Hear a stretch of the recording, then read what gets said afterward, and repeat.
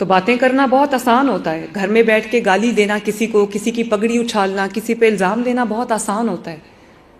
اور میں یہ بات بار بار کہتی ہوں کہ میرے جو مخالفین نے میرے ساتھ کیا یا میرے خاندان کے ساتھ کیا یا میری جماعت کے ساتھ کیا، میرا اور ان کا معاملہ نہیں ہے، یہ ان کا اور اللہ تعالیٰ کا معاملہ ہے. اور وقت نے کیسا پلٹا کھایا، اب آپ دیکھیں میرے پاس یہاں پر اڈیالہ میں بند ہیں، لیکن میں حلفاً ایک بات کہنا چاہتی ہوں، میں نے آج تک کبھی نہیں کہا کہ وہ کیا کھا رہے ہیں، کیا پی رہے ہیں، ان کو اے سی ملا ہے نہیں ملا، ان کا اے سی بند کر دو، میں نے کبھی ان چیزوں پہ توجہ نہیں دی، کیونکہ مجھے آپ کی خدمت میں میرا 24 گھنٹے صرف ہوتے ہیں، میرے پاس ٹائم نہیں ہے ان باتوں کا. اور میں اللہ تعالیٰ کی دیندار نہیں ہونا چاہتی، وہ ان کا اور اللہ تعالیٰ کا معاملہ ہے، وہ اپنے مقافات عمل میں خود ہی اپنے دام میں خود ہی آ گئے ہیں، مجھے اس میں دخل اندازی کرنے کی ضرورت نہیں ہے. نہ میں نے کبھی کہا ہے کہ اس کو پکڑو اور نہ میں نے کبھی اس کو کہا ہے کہ اس کو چھوڑ دو. جس نے جو جرم کیا ہے اس کی سزا اس کو ملے گی، اور مل رہی ہے، دنیا دیکھ رہی ہے، ہم دیکھ رہے ہیں، جاگتی آنکھوں سے دیکھ رہے ہیں. لیکن میں ایسا کچھ نہیں کرنا چاہتی کہ کل کو اللہ تعالیٰ کے گھر میں میں جواب دوں. میں کسی سے کوئی ظلم اور زیادتی نہیں کرنا چاہتی. کوئی اچھا کھانا اڈیالہ میں کھا رہا ہے، اس سے بھی اچھا کھانا کھائے، مجھے کوئی اعتراض نہیں ہے. کسی کو اے سی ملا ہوا ہے، کولر ملا ہوا ہے، نواز شریف صاحب نے کہا تھا 2 لے لے، مجھے کوئی اعتراض نہیں ہے. ہاں اعتراض ہے تو اس بات پہ ہے کہ یہ ملک اب گھیراؤ، جلاؤ، انتشار، گالی گلوچ، بدتمیزی، بد تہذیبی کا متحمل نہیں ہو سکتا. اگر اس وقت یہ ملک نے ترقی نہ کی تو بہت سارے نوجوان جو ہیں وہ اس ملک کے اندر اپنی ہوپس جو ہیں وہ چھوڑ دیں گے، اور یہ بہت بڑا نقصان ہو جائے گا. اس لیے ابھی نہیں تو کبھی نہیں. میں آپ سے بھی یہ گزارش کرنا چاہوں گی، جو لوگ مجھے ٹی وی پہ سن رہے ہیں، آپ جو یہاں پر تشریف رکھتے ہیں، جتنے یوتھ لڑکے اور لڑکیاں مجھے نوجوان سن رہے ہیں، خواتین سن رہی ہیں، میں سب کو یہ کہنا چاہتی ہوں کہ اپنے ملک کا ساتھ دیں. یہ گھراؤ جلاؤ اور بدتمیزی، نیریٹو کہ جی آج کل نیریٹو کا دور ہے، آج کل ڈیلیورنس کا دور نہیں ہے، بڑی عجیب بات ہے، میں نے پہلی دفعہ زندگی میں سنی. یعنی کہ خالی تقریریں کب تک انسان کا پیٹ بھر سکتی ہیں؟ تب پھر ملک کا وہی حال ہوتا ہے جو اب ملک کا حال ہوا ہے. نیریٹو ایک ہی ہے اور ایک ہی ہونا چاہیے، اور وہ یہ ہے کہ ملک ترقی میں کہاں کھڑا ہے. اس کے علاوہ کوئی نیریٹو نہیں ہے. وہ اتنا بڑا چور ہے، وہ اس سے بڑا چور ہے، وہ کھا گیا، وہ لوٹ گیا، یہ کوئی نیریٹو ہے؟ اس نیریٹو سے تباہی اور بربادی جو پچھلے 5-6 سال میں آئی ہے، بس یہی ہوتا ہے. پھر ملک پیچھے سے پیچھے جاتا ہے. اب آپ یہ دیکھو کہ فورن فرنٹ کے اوپر بھی اب ملک کے دوسرے ملکوں کے سربراہان آ رہے ہیں، پاکستان تشریف لا رہے ہیں. ابھی اردوان صاحب آئے ہوئے تھے،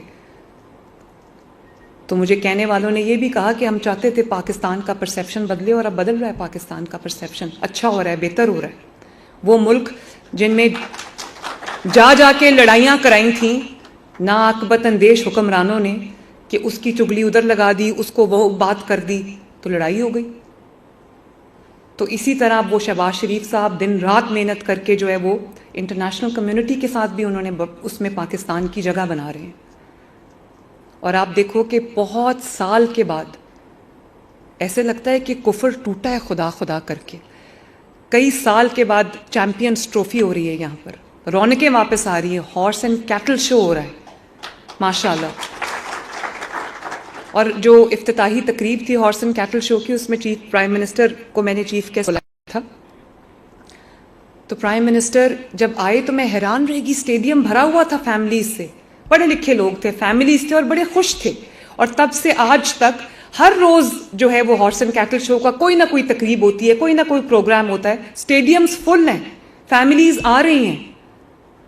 تو ایسے لگتا ہے کہ وہ جو ایک تباہی ملک میں لے کر آنے کی کوشش کی گئی، اور یہ ایک فالس پرسیپشن کریٹ کیا گیا کہ شاید پاکستان میں سیکیورٹی سیفٹی کا ایشو، اور پاکستان کوئی ایسی جگہ نہیں ہے جہاں جایا جائے. اب وہی فیملیز باہر نکل کے روز اپنے بچوں کو لے کے جا رہی ہیں، انجوائے کر رہی ہیں. تو یہ ایک جو فیل گڈ فیکٹر ہے، یہ بہت سالوں کے بعد ہم نے دیکھا ہے پاکستان کے اندر. تو میری یہ دعا ہے کہ جن کو آج قرضہ ملا ہے، اللہ تعالیٰ ان کو ان کے کاروبار میں برکت ڈالے، اور اللہ تعالیٰ آپ کو کامیاب کرے، اور آپ کنٹریبیوٹ کریں اپنے ملک کی اکانومی میں، اپنے ملک کی ترقی میں. اور ظفر صاحب، جتنے لوگوں کو زیادہ سے زیادہ آپ قرضہ دیں گے اتنی آپ کو شاباش ملے گی، ورنہ میں بہت ناراض ہو جاؤں گی.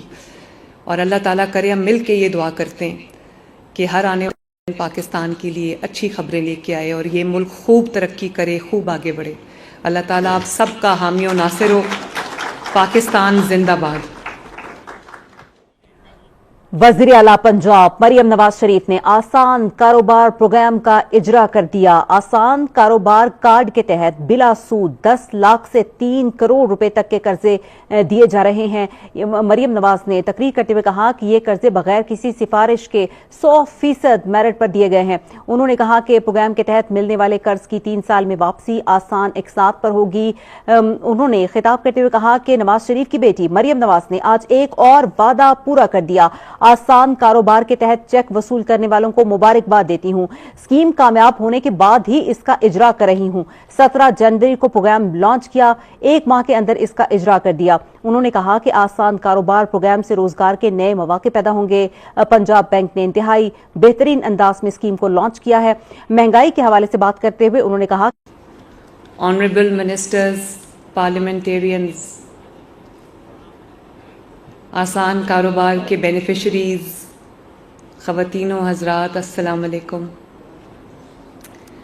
میں اللہ تعالیٰ کا شکر ادا کرتی ہوں کہ آج پھر ایک ایسا دن آیا ہے کہ مجھے نواز شریف کی بیٹی آج ایک اور وعدہ پورا کرنے جا رہی ہے اپنا, ماشاءاللہ. لوگ پنجاب کے بارے میں یہ کہتے ہیں, بلکہ میڈیا کے بھی کافی حضرات یہ کہتے ہیں کہ اتنی سکیمز لانچ ہو رہی ہیں, اب دیکھتے ہیں کہ وہ سکیمز جو ہے وہ ایکچولی گراؤنڈ پہ آتی ہیں کہ نہیں. تو میں آپ سب کو یہ بتانا چاہتی ہوں کہ اسکیم لانچ بعد میں ہوتی ہے, ہم اس کو گراؤنڈ پہ پہلے لے کے آتے ہیں, ماشاءاللہ. آج یہ آپ کے سامنے جتنے لوگوں کو قرضہ ملا ہے آسان کاروبار, سی ایم آسان کاروبار اسکیم, کچھ کو 3 کروڑ روپے تک کا قرضہ ملا ہے, کچھ کو 50 لاکھ روپے کا قرضہ ملا ہے, کچھ کو جو چھوٹا کاروبار اسکیم ہے جس کو کارڈ پہ 10 لاکھ روپے ہم دے رہے ہیں, ان کو یہ قرضہ ملا ہے. اور مجھے خوشی ہے اس بات کی کہ 19 جنوری کو یہ 17 جنوری کو یہ پروگرام لانچ ہوا تھا. 17 جنوری کو ہم نے اپلیکیشنز وغیرہ مانگی, اور آج کیا ڈیٹ ہے؟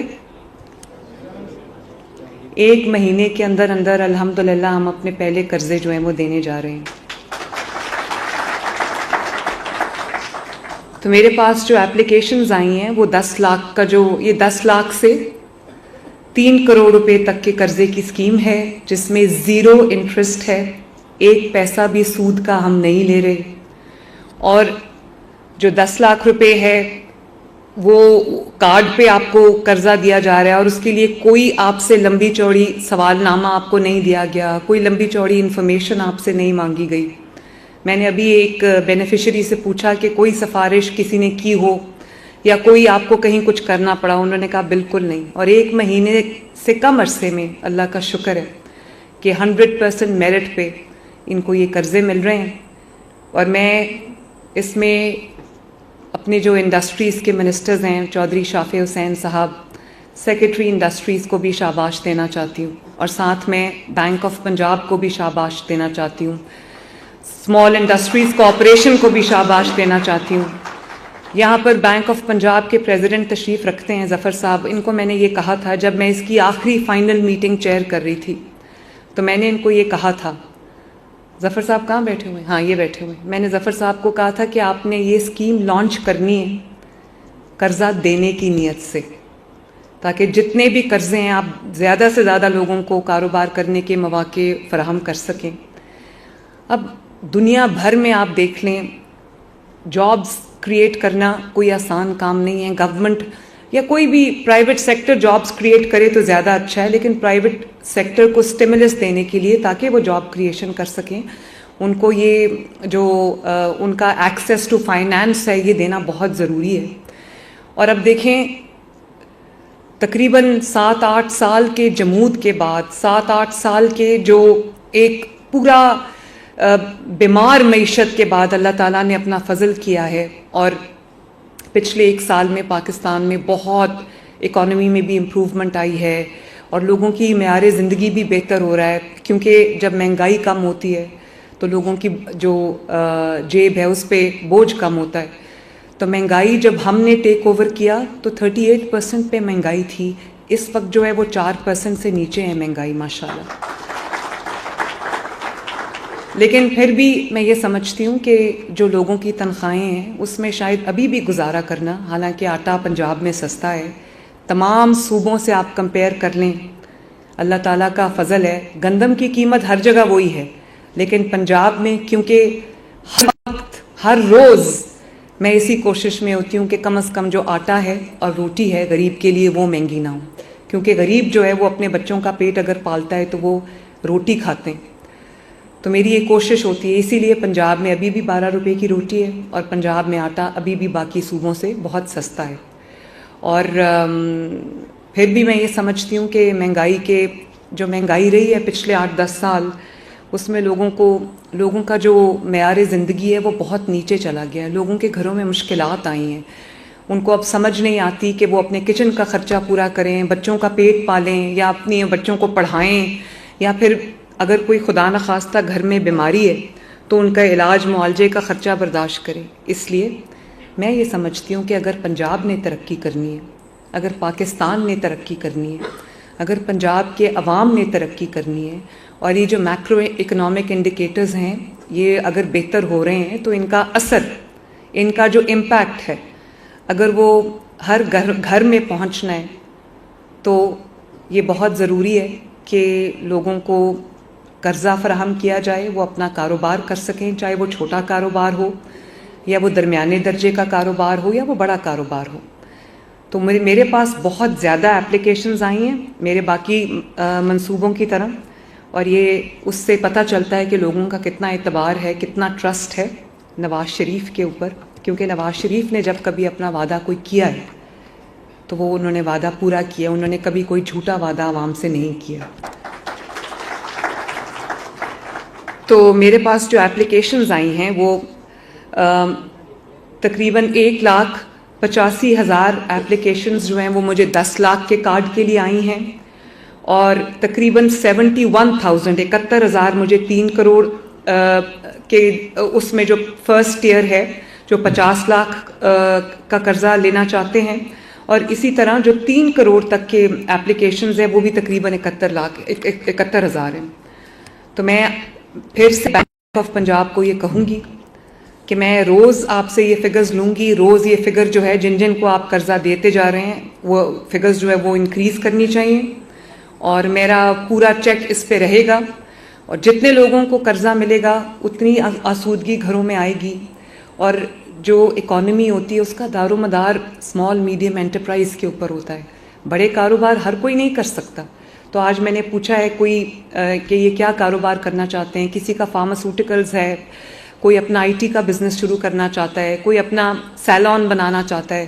اور اسی طرح میں سمجھتی ہوں کہ جب یہ ان کو یہ دستیاب ہوگا یہ قرضہ تو یہ انشاءاللہ تعالیٰ دنوں میں ترقی کریں گے، اور نہ صرف یہ کہ یہ اپنا کاروبار بڑھائیں گے، بنائیں گے، سیٹ کریں گے، بلکہ بہت سارے ایسے اور لوگوں کو جابز دیں گے جس میں لوگوں کو جتنے بھی کاروبار کو یہ پھیلائیں گے، بڑا کریں گے، اتنے لوگوں کو جابز بھی، تو جاب کریشن بھی اس سے ہوگی.